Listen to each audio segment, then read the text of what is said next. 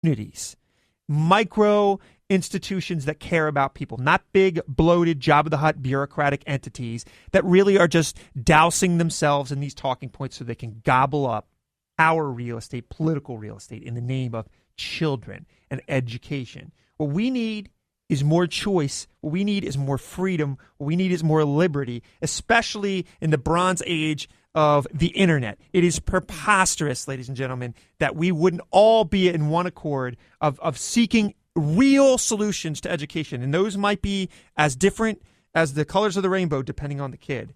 But they should all be on the table. And political money should not be determining that. Politics should not be determining that. Our education for our children should be our motivation there. I've done a lot of research on this, and a lot of these bureaucrats in the long, dark shadows of Washington, D.C., basically using our children's education like poker chips at a table. And generation after generation, arguably some of our greatest minds, who knows what some of these kids could do? Cure cancer. Yet a lot of them are trapped in education systems that do not work for them. And why? To empower some. That's the truth. Okay, we're going to come up, because I've been soapboxing there, hitting pretty hard, throwing haymakers. But let's look at something cool. I always like to highlight the positive here. Here's some new scientific stuff that's going on. Newly implemented device, by the way. This thing's just veering its head. How awesome is this? Can slow and even reverse heart failure with this new medical device that they created. That could save untold amounts of life. I'm always excited about that. And this hits home for me. My sister has struggled with diabetes all her life. Diabetes breakthrough. Scientists have been able to coax the human body into making insulin in a whole bunch of new ways. And you probably know somebody right now who struggles with this. This stuff's barreling down the bend. That's exciting. Also, I like to shine a positive light on sports because so many people don't. The Utah Jazz signed a 5-year-old boy, J.P. Gibson, suffering with leukemia, to a one-day contract. They brought him on the court to play with the big boys. And this was a cool story because this kid apparently loves the NBA. And there's a crazy cute video. You got to go check this thing out. And apparently, the Jazz is not releasing what they're paying J.P. Gibson. So apparently his agent is really gouging on this contract here. But this is a cute story. J.P. gets to put on a junior Jazz uniform, go out and play. I love when these organizations do that kind of stuff. I'm a sucker for this kind of stuff. Kind of melts my heart. Go online. That video will be very, very easy to see. Gary, the radio legend, is cracking the whip. We got to take another break. 419-529-1400. That's the Perry ProTech hotline. If you want to talk to me, give me a call. Brock Lawley Show at iHeartRadio. Check it out. We'll be right back. Fox News Radio, I'm Pat O'Neill. A preliminary test has found that a Dallas healthcare worker who treated an Ebola patient who died has contracted the virus. Dr. Thomas Frieden of the CDC. Our team is intensively working with the hospital on both understanding what happened, identifying other healthcare workers who may be at risk, and also making sure that protocols are followed in the care of this individual. Frieden on CBS's Face the Nation. He suspects a safety breach exposed the worker. A new round of U.S.-led airstrikes has had an impact against ISIS along the Syrian border near Turkey. The terrorists haven't advanced since Friday. A new terror move is feared. Meanwhile, in Iraq, ISIS is also on the offensive, 26 dying in bomb attacks to the northeast of Baghdad. Fox's Greg Palcott. The movie thriller Gone Girl is set to top the box office for a second week with almost $27 million in ticket sales. Fox News. WMAN News Radio 98.3.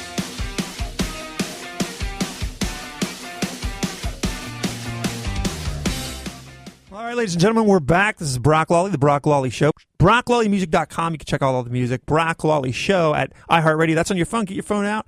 Type it in there and check it out throughout the week. EncourageCulture.net is my political website. 419-529-1400. Perry, ProTech Hotline if you want to talk to me. Put your hazmat suit on. Put on your your Ebola hazmat suit because we're going to get our hands dirty with some of the news. And this is like a little Mary Poppins. Spoonful of sugar makes the medicine go down. Some crazy stuff in the news this week, by the way. And I'm not making some of this stuff up. Apparently now, you might remember I brought some of these stories to you last week. The Secret Service fail. You remember that? That scandal is now racist. So says Al Sharpton and Jesse Jackson. I'm not kidding you.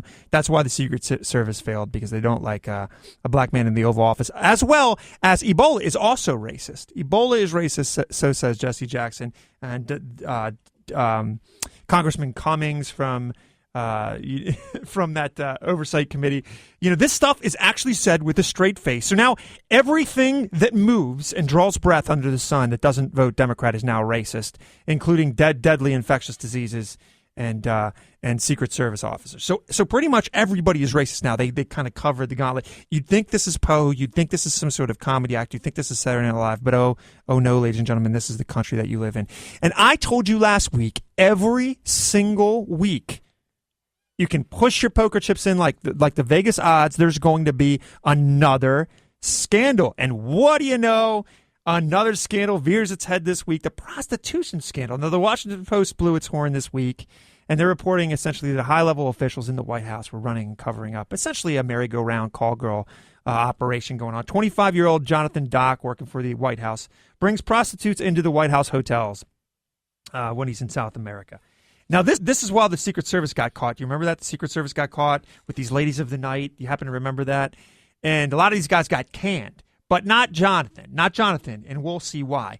The lead investigator of that whole thing, there was basically they found out that there was all kinds of prostitution going on with these convoys, the White House convoys, and the lead investigator of this scandal was told directly by the White House at the time to delay the findings of the investigation until after the 2012 election. That's true. That just came out. That's just been reported. The guy's name is Neeland, and he said that you were reprimanded for even investigating.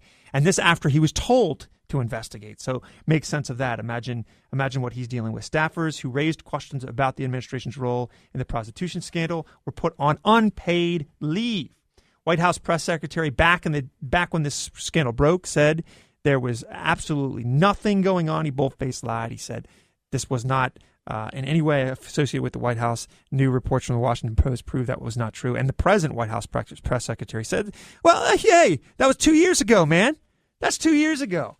How it goes, this is the thing. You put off things till the election, so you get yourself marred down in the mire and the muck of these scandals. You put it off till after the election. You punish whistleblowers. You stall. You cover up. And then when the truth finally emerges, you say, hey, that was years ago. Old hat.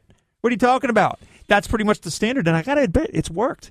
It's worked for this administration. They've been able to keep their lily white gloves clean with all this pigsty, trough-like behavior.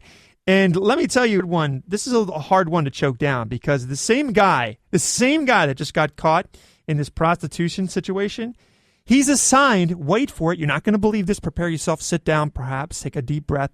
He's assigned to the internal women's rights department at the State Department. This guy's been promoted to oversee and work on women's rights after running a essential third world prostitution ring out of the White House convoy and lecturing conservatives all the while about this fictitious war on women that they're essentially making up out of whole cloth. Can you believe this? I don't know what else to do but to tell you, ladies and gentlemen, every week, I tell you every single week, you take it to the bank, you're going to see another scandal hit the fan. So, got our hands dirty with that. Feel obligated to tell you about that. Very, very few media outlets will. Let's talk about something a little more positive. I loved this story. Okay, so some firefighters, they come to the aid of this single elderly woman. After, she fell down, she hurt herself. They respond to the call. But here's what's interesting. They get her leg and her shoulder injuries dealt with.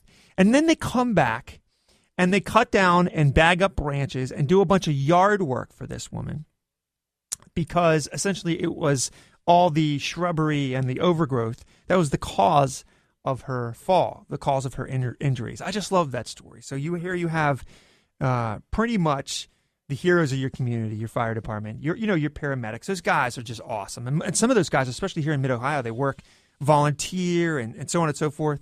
So that's just the kind of heart that most fire departments have. Pretty awesome.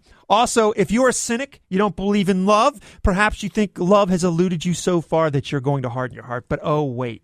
A woman miraculously finds a rare liver donor, and then they get married. This is true. This is actually true. 29-year-old, and it was like a million to one odd, the perfect liver match. Apparently, it's very, very difficult to find this match. Well, she meets this stranger at a NASCAR race.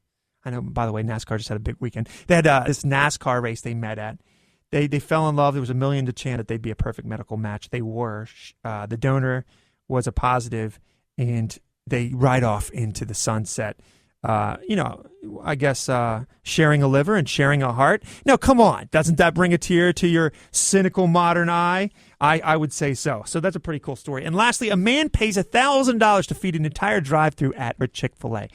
This guy comes up, drops 1,000 greenbacks on the counter there and says, every person that follows me until this is gone, lunch is on me. Pretty cool. The employees said they had a lot of fun feeding. Essentially amounted to 88 cars, by the way. 88 cars that kept the pay it forward goodwill going. Even though you hear so many bad stories about kids, how about this one? School kids their gratitude with positive picketing. So you're always seeing these picketing signs and people are demanding this and demanding that.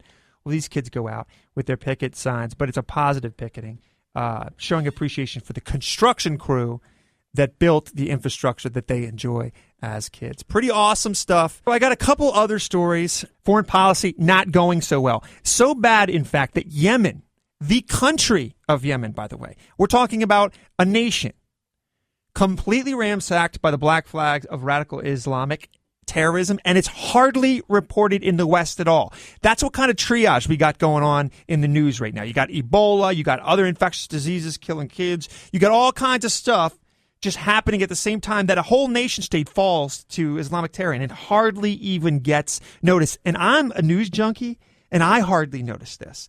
I just point that out to show you how bad it has gotten overseas. Now, I know this stuff can be so heavy that all you can do is tune it out. But imagine that a nation state of Yemen falls to Islamic terror. And, of course, Islamic terror breathing down the neck of Turkey and Aragon, by the way, making demands. You got Joe Biden this week putting his foot in his mouth left and right. And essentially, the more I research this, your vice president really, most of the time it's kind of nonsense. He's saying all kinds of racial slurs and stuff. This particular time, he just pointed out the obvious, and that didn't happen to fall in lockstep with the administration's talking points. But Joe Biden actually, spoke the truth, which is a lot of our partners in this quote unquote war against Islamic terror have in fact implemented Sharia law and heinous, horrible things against their own people. So we got a motley crew formed here. In the news, another Brit gets beheaded. I think there was another reporter got beheaded too.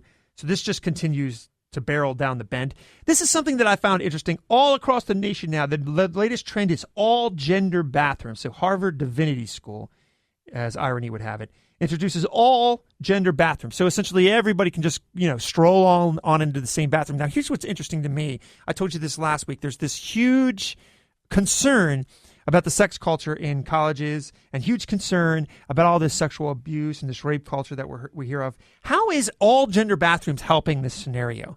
So if you have a young daughter and she's going to a school, now you can pile on to the worries that you might have that some weirdo is just going to be in these all gender bathrooms. You don't even have that kind of safety, and somehow this is seen as a step forward. I don't really understand why this is us progressing, but apparently it is. The other thing I find really, really interesting is in the light of all this political correct social engineering, all these women colleges throughout are now having to enroll men in. If you're a young single guy, this is your chance. Who doesn't want to be hanging out with an all-girls school throughout your 4 years of college? So go ahead and jump through that hoop. BrockLawleyMusic.com, Brock Lawley Show, iHeartRadio. You can check out the social commentary all week long. Call me if you have anything to give me a tongue lashing about, 419-529-1400. Perry ProTech Hotline. We'll be right back.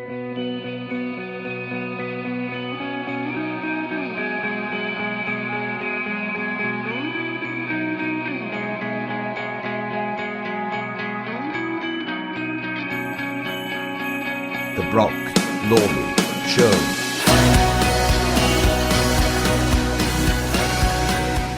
Brock Lawley program. My name is Brock Lawley. Always enjoy talking to you. What a gorgeous day. I'm sure you're out there enjoying it. Make sure you do, because I guarantee you these little pearls on the pearl necklace are dwindling. I'm sure we got the teeth of winter barreling around the bend to my great dismay.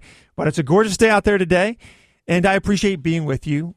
We like to tackle the news headlines in this segment. That's what I like to do. Again, I want to remind you, though, do a little local service here. Wednesday at Ontario Middle School, Common Core. So if you're concerned about this, and there are many who are, make sure you get out there, vote with your feet, put some support. We also have an election coming up. Make sure you do your homework on that front. Important stuff, important decisions being made about your life, about your children's lives, about the money that will leave your pocketbook, etc. So make sure you take part in that. A couple more stories I wanted to tackle here.